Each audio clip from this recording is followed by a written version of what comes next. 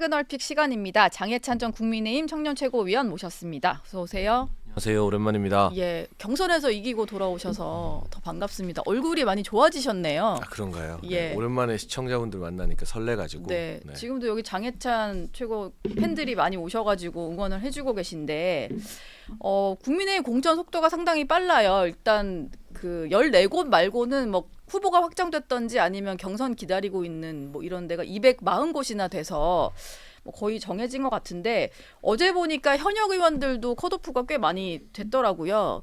근데 보면 중진 물갈이가 지난 총선 때 많았는데 이번에는 오히려 영남에선 초재선들이 많이 물갈이가 된 것 같은데 어디에 뭐 이유가 있을까요? 일단 기본적으로 저희가 3선 이상 중진분들에게는 감점이라는 페널티를 적용했고요. 예. 그럼에도 불구하고 기계적으로 중진이니까 안 된다.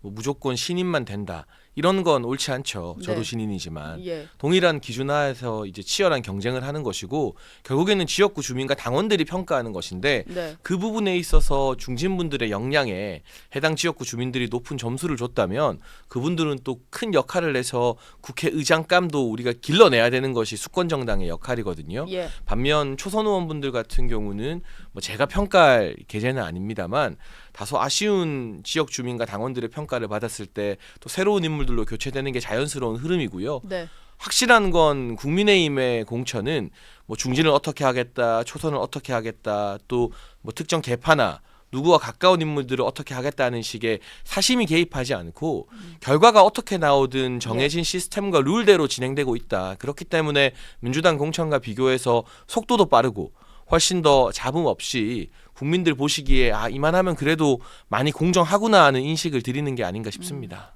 어제 근데 컷오프된 분들은 반발을 좀 하고 있는 것 같더라고요. 그건 좀 조용하게 마무리가 돼야 될 텐데 좀 어떻게 보세요? 근데 사실 이 정도 반발 없는 공천이 대한민국에 존재할까요? 예. 역대 보수 정당의 공천을 쭉 돌아보면 네. 특히 4년 전과 8년 전 보수 정당은 공천 때문에 졌다고 해도 과언이 아닌데요. 그에 비하면 지금 국민의힘이 보여드리고 있는 공천은 소수의 일부 반발이 있을지라도 대부분 시스템에 의해서 진행되고 있기 때문에 네.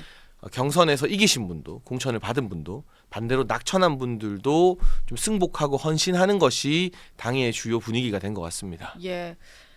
근데 신인들 중에 그 경선에서 살아 돌아온 게 사실 장해찬 최고랑 구자룡 변호사, 구자룡 비대위원 정도지. 두 분이 되게 상징적이고 나머지 분들은 다 고배를 마시다 보니까 뭐 대통령실 행정관 출신들 뭐 사실 용산 참모여서 좀 잘 될까 했던 분들도 줄줄이 고배를 마셨단 말이에요. 그러다 보니까 신인한테 너무 가혹한 거 아니냐 이런 얘기도 있었거든요. 물론 경선 자체가 특히 예. 현역 의원과 상대하는 것 자체가 쉽지 않다는 것은 사실입니다. 네. 다만 저도 청년이지만 청년과 신인이라고 해서 무조건 국회에 입성시켜야 된다.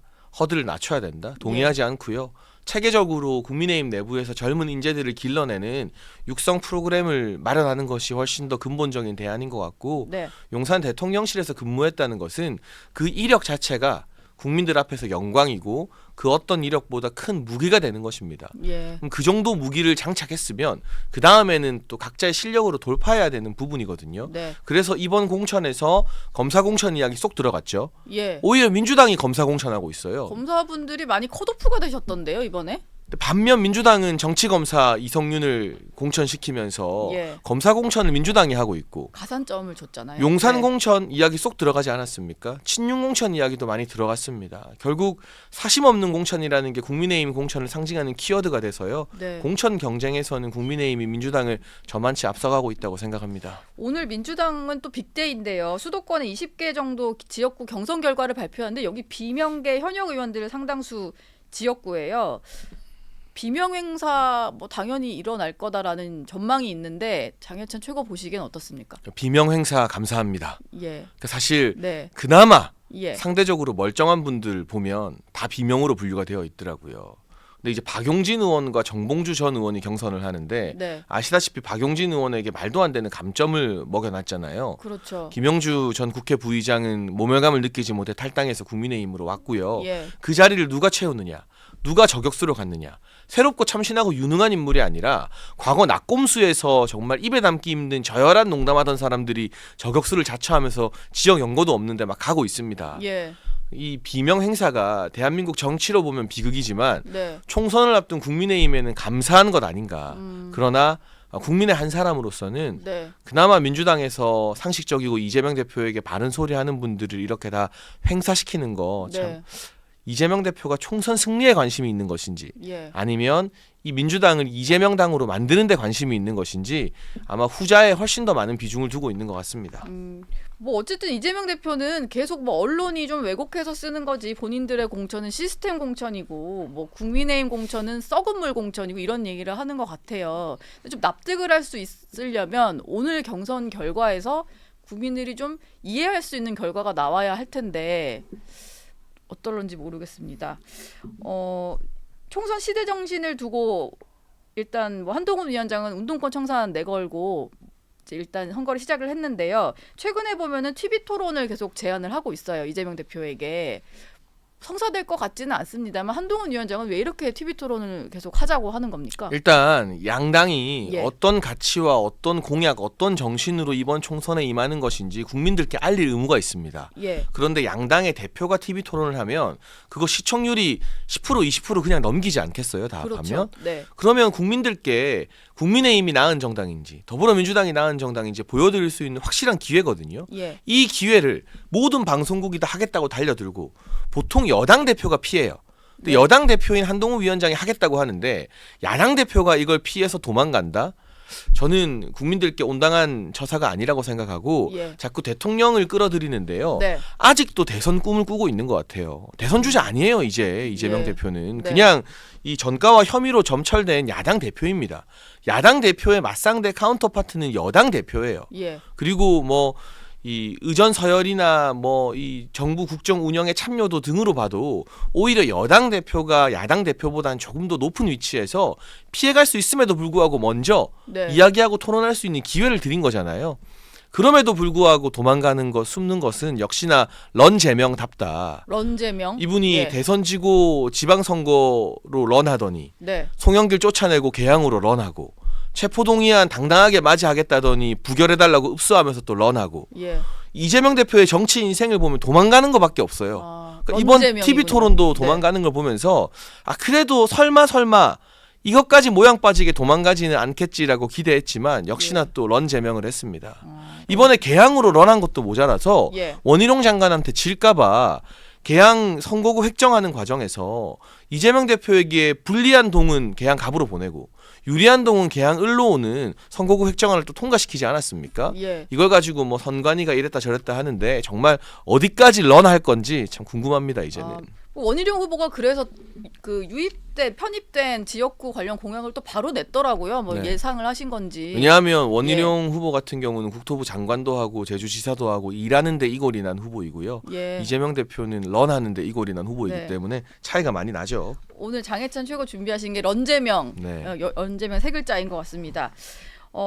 민주당에서 또 논란이 있었던 게 사천 논란이에요. 권양엽 예비 후보가 일단 순천광양 곡성 구례을에서 단수 공천 받았다가 이게 뭐 번복은 됐습니다.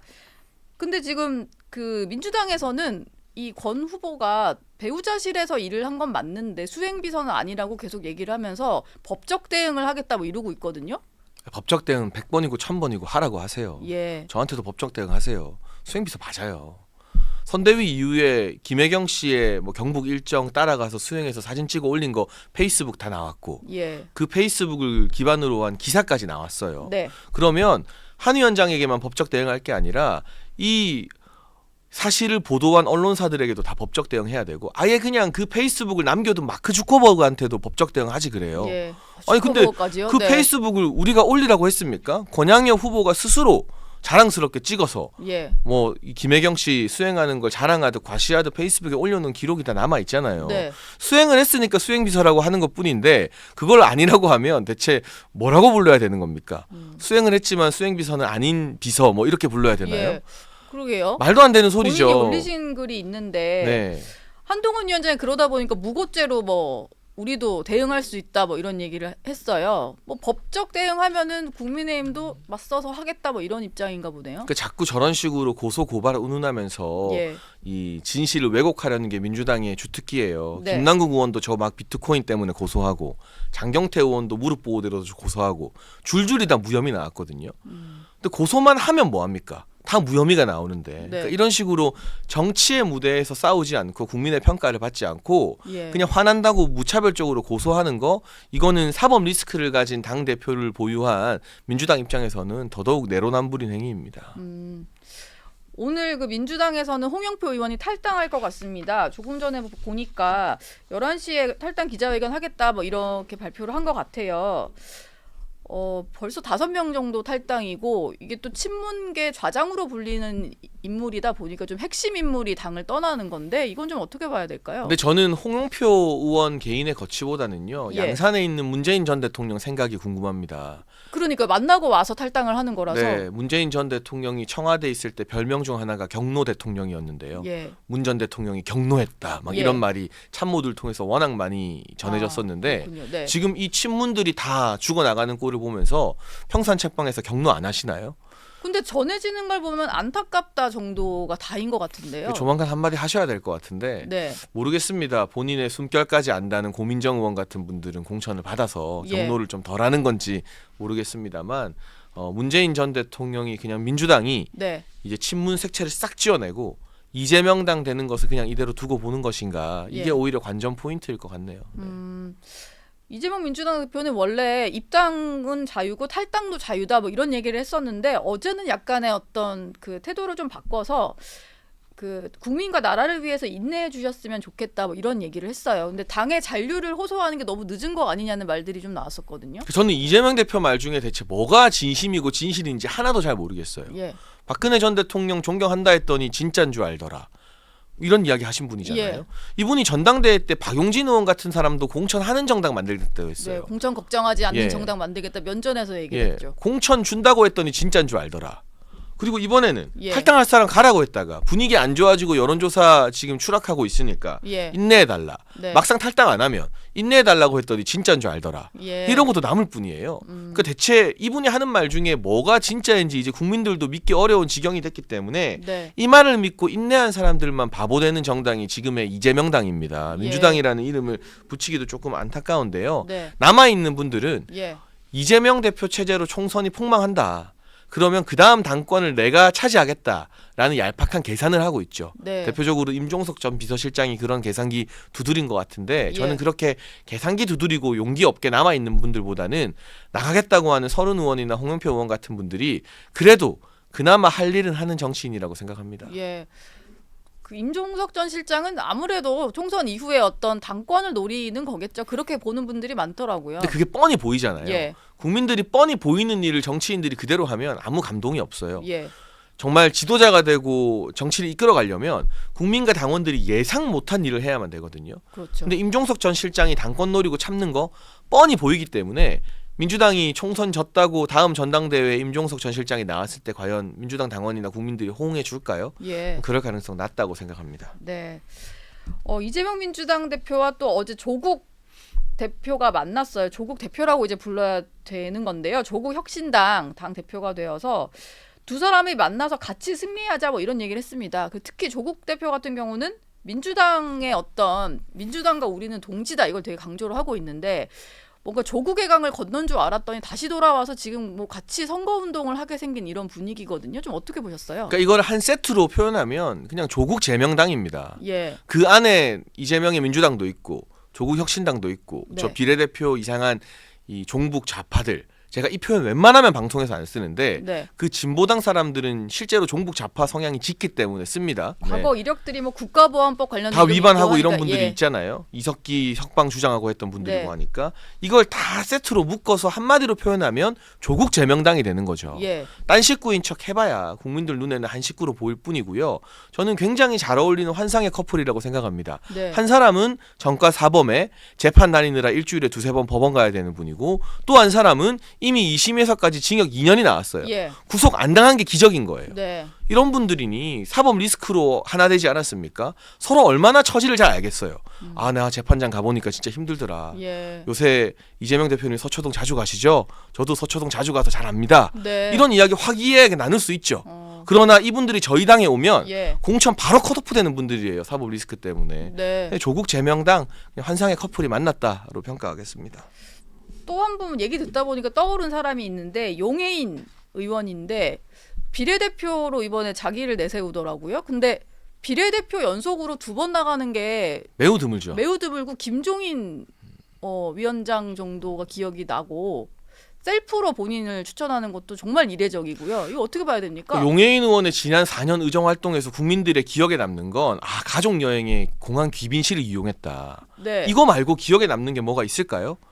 그러게요. 국민들이 네. 봤을 때 국회의원 특권을 내려놓는 게 시대 정신인데 예. 귀빈실 사적으로 이용하는 분이 비례대표 한 번 더 하겠다고 나오는 거, 귀빈실이 진짜 좋긴 좋나 보다. 네. 국회의원 특권이 진짜 좋긴 좋나 보다 하는 부정적인 인식을 심어줄 수 있기 때문에 비례정당을 만들어서 본인이 후순위에 가는 것도 아니고 내가 또 비례하겠다? 네. 글쎄요. 진보 진영에 사람이 그렇게 없습니까? 그리고 이 민주당 주축의 비례정당에서 진보당 인사들이나 용해인 의원 같은 분들이 앞자리 배정되잖아요. 네. 이거는 민주당 전체 총선에도 굉장히 큰 악재가 될 겁니다.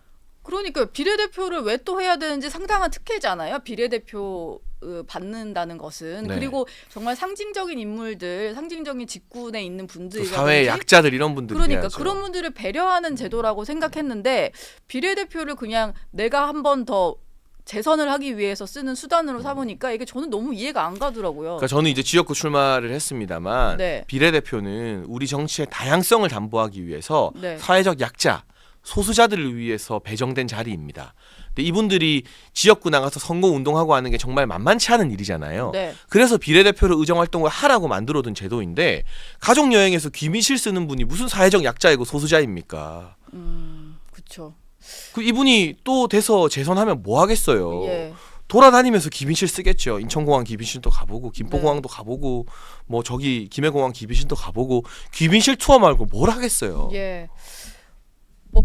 그래서인지는 모르겠습니다만 민주당이 일단 위성정당 만들어서 여러 가지 진보당도 있고 그 안에 여러 세력과 함께 후보를 내고 있는데 최근에 보면 민주당의 어떤 위성정당보다 조국혁신당에 좀 투표하겠다는 의사들이 좀 나오는 것 같아요. 저희가 여론조사를 한번 준비를 해봤는데 그러다 보니까 혹시 교차 투표 현상 벌어지지 않을까 이런 전망들이 좀 있는 것 같습니다.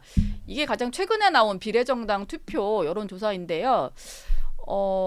민주당이 참여한 비례연합정당과 조국신당을 비교를 해보면 얼마 차이가 나지 않아요. 이게 조국 대표를 향한 어떤 지지라고 봐야 됩니까? 아니 민주당에 대한 반감 때문에 이렇게 간다고 봐야 됩니까? 민주당에 대한 반감 그리고 민주당 내부에서 지금 개딸들 때문에 밀려서 숨죽이고 있는 예. 친문 성향의 당원들이 저쪽을 응답한다고 봐야겠죠. 네. 하지만 정치적으로 보면 진퇴양난 사면초가인 것 같습니다.